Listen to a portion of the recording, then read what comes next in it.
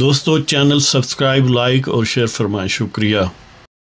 بسم اللہ الرحمن الرحیم، الحمدللہ رب العالمین والصلاة والسلام علی خاتم النبیین پاک ویوز محمد منشا۔ السلام علیکم، کیسے ہیں جی؟ آج بات کرتے ہیں دو عنوانات پر۔ ایک تو ہے وہ جو 190 ملین برٹش پاؤنڈ کا فراڈ کا کیس ہے نیازی کے ذمہ، اور دوسرا ہنگر سٹرائک۔ اب یوتھیوں کو کہ ایک نیا چورن جو ہے وہ مارکیٹ میں پھینکا جا رہا ہے اعلی یوتھ کے لیے، لہذا وہ تیار ہو جائے۔ تو پہلے وہ فراڈ کیس، آپ یہ تو جانتے ہی ہیں کہ 190 ملین پاؤنڈ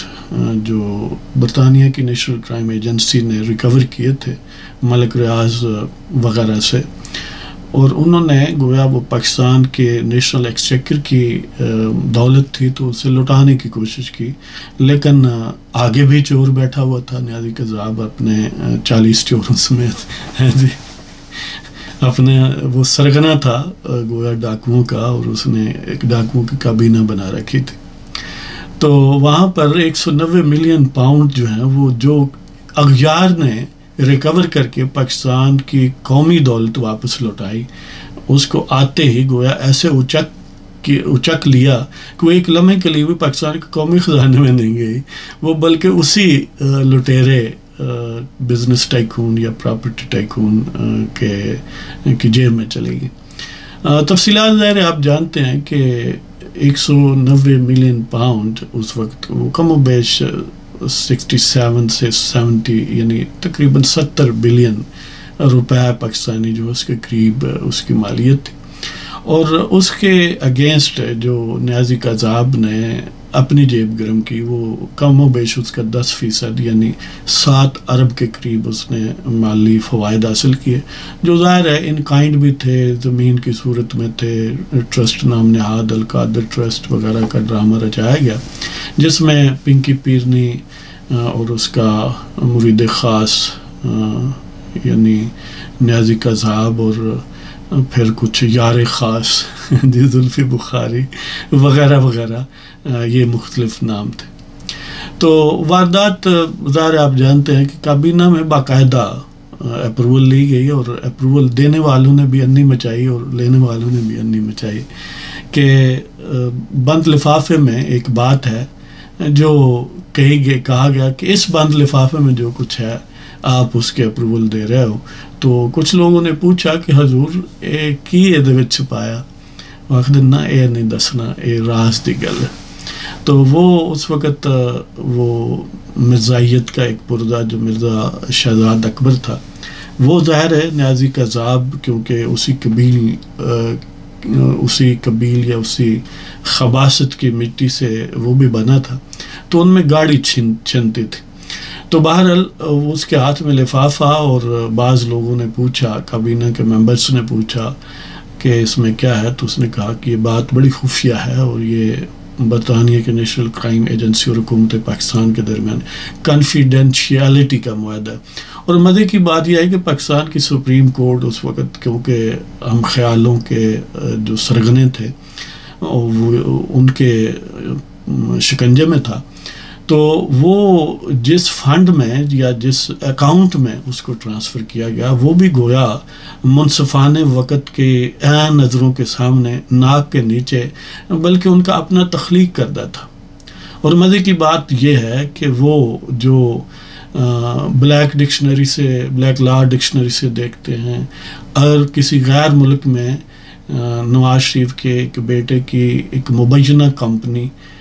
سے نواز شریف نے تنخواہ لینی تھی، جو عملی طور پر نہ کبھی کسی نے دینی تھی نہ لینی تھی، چند ہزار UAE دراہم، تو اس کے بھی یعنی وہ کھنگال کے اس کو بنا لیتے تھے، یہ ایسٹ ہے اور اس کو ذکر نہ کرنا گویا خیانت ہے۔ انہیں یہ خیانت نظر نہ آئی۔ کمال یہ ہے کہ وہ جو جیسے بعض سٹیج ڈراموں میں کوئی خاتون کوئی بہت یعنی خوبصورت ہے، اور وہ سٹیج ڈرامے والا جو اداکار ہے وہ بدصورت ہے ہر طرح سے، تو وہ اگر یہ ظاہر کرے کہ مجھے تم سے محبت ہے، تو عام طور پر وہ ڈائلاگ آگے سے بولتا ہے، اے انی تو نہیں کسی نظر نہیں آ رہا کہ میں کیا چیز ہوں، کہ کوئی ہی ایسا سبب نہیں ہے جس وجہ سے وہ خاتون اس سے محبت کا اظہار کرے اور پھر بھی کر رہی ہے، تو اس کا مطلب ہے کہ وہ نابینی ہوگی۔ تو اسی طرح پاکستان کی عدالت جو ہے اور عدالت عظمیٰ، وہ یا منصفی پر بیٹھے ہوئے مسند نشین جو تھے وہ نابینے تھے۔ انہیں یعنی جب نواز شریف کی ایک فرضی تنخواہ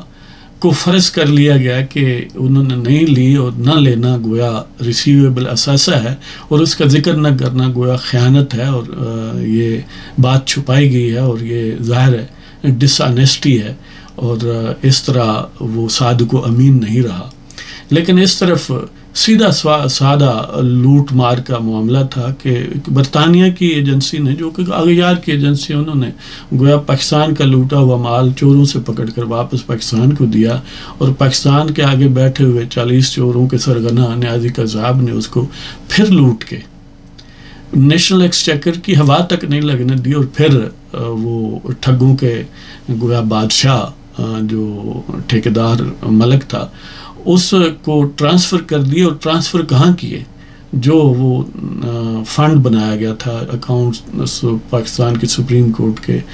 زیر انتظام اور زیر نگرانی تھا، اس میں شفٹ ہوئے، اور انہوں نگرانوں نے نہیں پوچھا کہ یہ کہاں سے آیا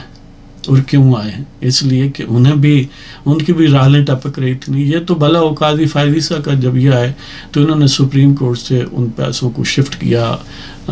قومی اور صوبائی خزانوں میں،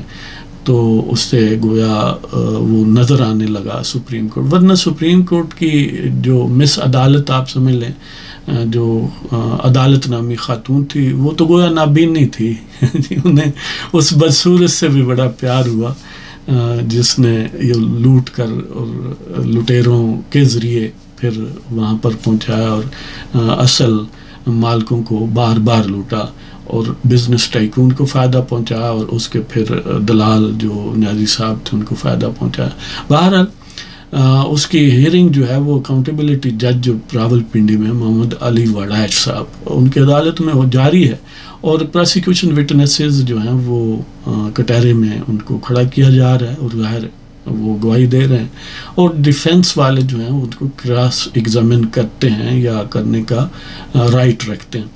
تو تازہ ترین جو اس میں گواہ تھا پرویز خٹک، جو ظاہر ہے کبھی پی ٹی آئی کا سب سے نیازی قذاب کے بعد اہم رہنما تھا۔ وجہ اس کی یہ ہے کہ پہلی جو چیف منسٹرشپ خیبر پختونخوا میں ملی پی ٹی آئی کو، اس میں پرویز خٹک وزیر اعلیٰ تھا۔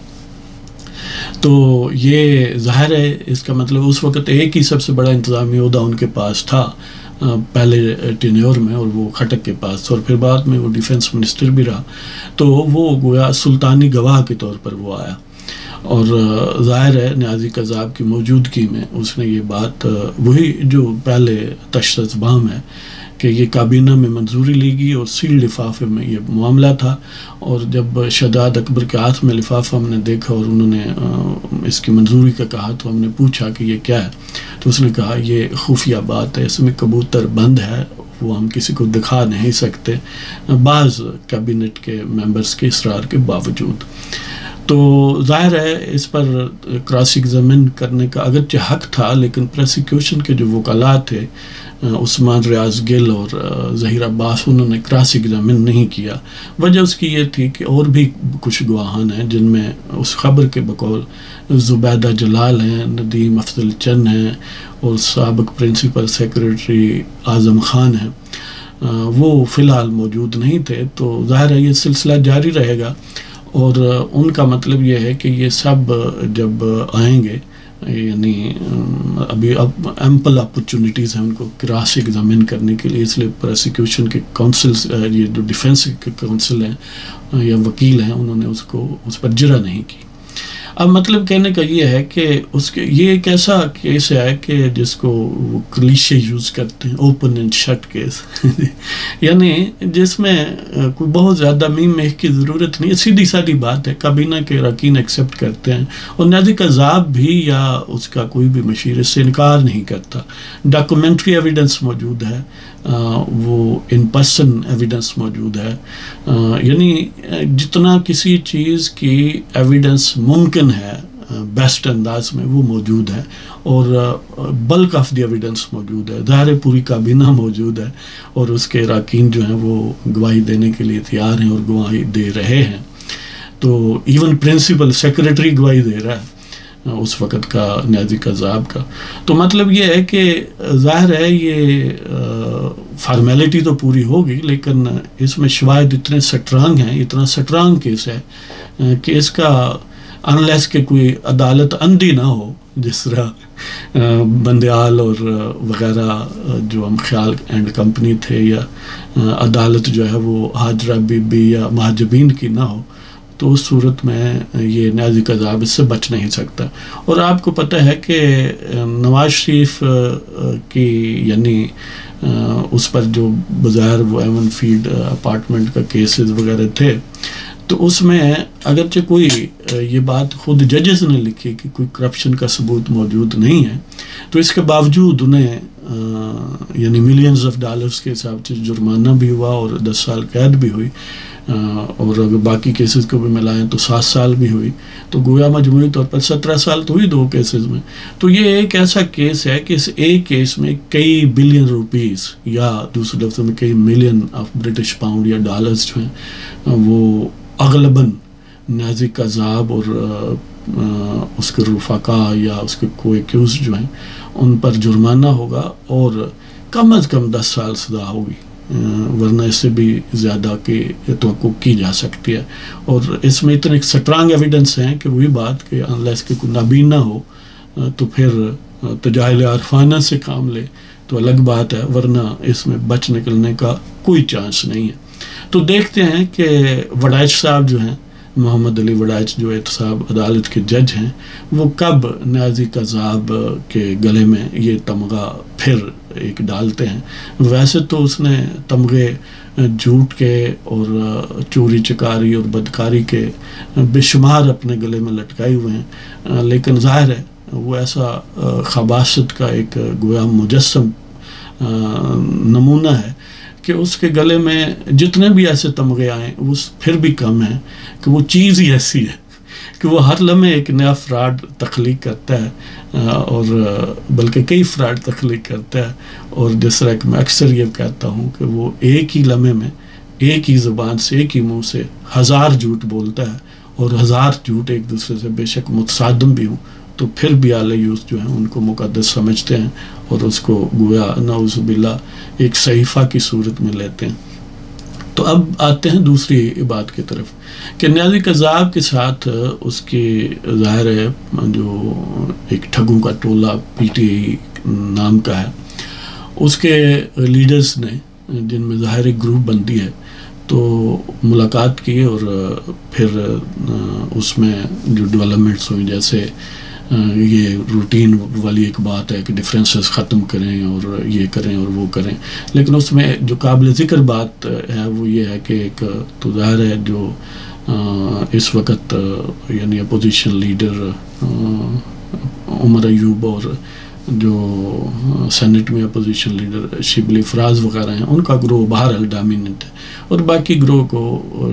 جو ہے وہ ان کی جواب طلبی کی جا رہی ہے، جس میں مروت جو ظاہر ہے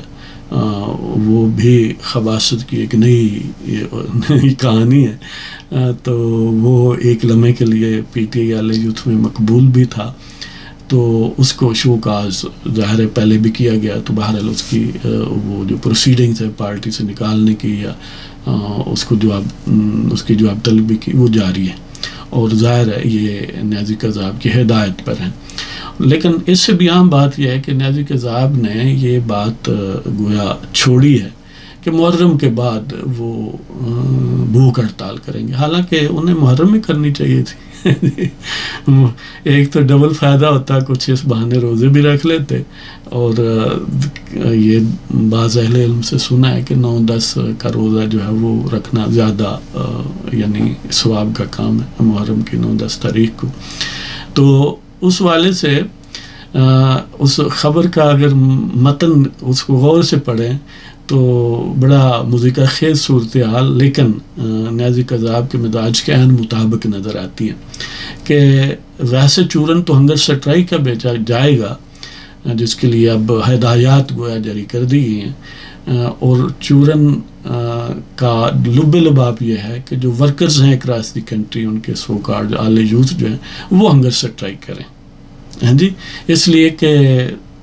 جو نیازی قذاب ہے اس کے حقوق اسے بقول اس کے نہیں مل رہے ہیں. خود وہ نہیں کرے گا بھوک ہڑتال، اس لیے کہ جس کو کوئی ایک آدھ روزہ رکھنا بھی توفیق نہ ہو، اس نے ہنگر سٹرائک کیا کرنی ہے؟ تو نیازی قذاب تو اس قبیل سے ہے، اس مٹی سے ہے کہ جس نے کوئی ظاہر ہے اب ایک جس میں زندگیت موجود ہو، اس نے کیا یعنی ان شاعر کو اپنانا ہوتا ہے. تو بہرحال وہ خود تو بکرے اڑائے گا اور اڑا رہا ہے، مرغے اڑائے گا، اور یعنی گویا ایک ریسٹ ہاؤس ٹائپ کی جیل جو ہے اس کو انجوائے کر رہا ہے، جس کو ایک باقاعدہ دفتر کے طور پر یوز کیا جا رہا ہے، اور وہ ایٹ دی گورنمنٹ ایکسپینس، کہ ظاہر ہے یوتھ یا ججز موجود ہیں اسلام آباد ہائی کورٹ کے، اور وہ اس کو فیسیلیٹیٹ بھی کرتے ہیں، لہذا عملی طور پر وہ فریکوینٹ ملاقاتیں بھی کرتا ہے، اپنی پارٹی کو ہدایات بھی جاری کرتا ہے، بیانات بھی جاری کرتا ہے، لیکن ظاہر ہے انٹرٹینمنٹ کا یا بیٹھنے اٹھنے کا پروگرام یا کھانے پینے کا، اس ریسٹ ہاؤس نام نہاد جیل کو سجا کے رکھنے کا کام حکومت کا ہے، اور وہ عام لوگوں کے پیسوں سے یہ ڈیوٹی سر انجام دے رہی ہے. تو گویا سیکیورٹی کی بھی انہیں ذمہ داری ہے. تو اس حوالے سے انہوں نے یہی یعنی پی ٹی آئی کے لوگوں نے اب تاثر دینا شروع کیا کہ وہ گویا ہنگر سٹرائک کریں گے، لیکن نیازی قذاب خود عیاشی کرے گا، یہ نام نہاد لیڈرز بھی کریں گے، لیکن چند ایک ضلع شاٹ محروم ٹائپ لوگ جو ہیں اعلی یوتھ کے یا کچھ اور فرائڈ یہ ان کو لگا دیں گے کہ دیکھیں جی یہ کیمپ لگا ہے، یہ لاہور میں لگا ہے، یہ فلاں جگہ لگا ہے. تو اس طرح وہ ایک نیا ڈرامہ تخلیق کر رہے ہیں. ظاہر ہے اب اس ڈرامے کی کوئی اوقات تو نہیں ہوگی، اس لیے کہ حقیقی معنوں میں کوئی بھی ہنگر سٹرائک نہیں کرے گا، وہ یہ سارے ایک ایکٹنگ کریں گے، ڈرامہ کریں گے، اور موسٹ پروبیبلی اس ایکٹنگ یا ڈرامے کا میجر ایپیسوڈ جو ہے وہ خیبر پختونخوا میں ہوگا، اس لیے کہ بیہائنڈ دی سین وہاں پر روٹی پانی بھی ملے گا، لیکن ساتھ بھوک ہڑتال کا فساد جو ہے وہ بھی جاری رہے گا. دوسری صورت میں اب ظاہر ہے جیل میں تو یہ بات سامنے آ جائے گی کہ نیازی قذاب نہیں کر رہا، اس لیے اس نے تاثر بھی یہ دیا کہ وہ نہیں کرے گا بلکہ اعلی یوتھ کریں گے، کارکنوں کا یہ کام ہے کہ اس کے لیے وہ ہنگر سٹرائک کریں. اور اس کے ساتھ ہی ایک اور دلچسپ سی بات کہ باجوڑ ضلع میں جو صوبائی اسمبلی کی خیبر پختونخوا کی سیٹ تھی، وہ پی ٹی آئی اس میں پی ٹی آئی چوتھے نمبر پر آئی ہے، اور اس میں اے این پی نے وہ تقریباً 12,000 ووٹ لے کر وہ جیت گئی ہے. دوسرے نمبر پر ایک آزاد امیدوار تھے جو تقریباً 10,600 کے قریب، اور تیسرے نمبر پر جماعت اسلامی 10,500، یعنی یہ دوسرے اور تیسرے نمبر پر آنے والوں میں صرف کوئی 25-30 ووٹوں کا فرق تھا، جبکہ چوتھے نمبر پر تقریباً 7,000 کے لگ بھگ ووٹ جو ہے وہ سنی اتحاد یا پی ٹی آئی وغیرہ نے لیے ہیں. مطلب یہ ہے کہ جو بظاہر ان 4 کینڈیڈیٹس کو ووٹ پڑے ہیں تقریباً یعنی کوئی 37-38 ہزار کے قریب، اس میں 7,000 یعنی ان کو ملے ہیں پی ٹی آئی کو. تو آپ حساب لگا لیں کہ کم و بیش وہ یعنی 5واں حصہ کوئی یعنی 18-20% بنتے ہیں ڈالے گئے ووٹوں کا. تو اس کا مطلب یہ ہے کہ آپ ٹرینڈ وہاں پر بھی دیکھ لیں. تو باہر یہ صورتحال ہے. اللہ تعالیٰ آپ سب کو خوش و خرم رکھے اور پاکستان کے دشمنوں کو ہمیشہ نابود کرے، ہمیشہ رسوا کرے، اس جہان میں بھی اور اگلے جہان میں بھی. تو پاکستان زندہ باد. آپ خوش رہیں. خدا حافظ.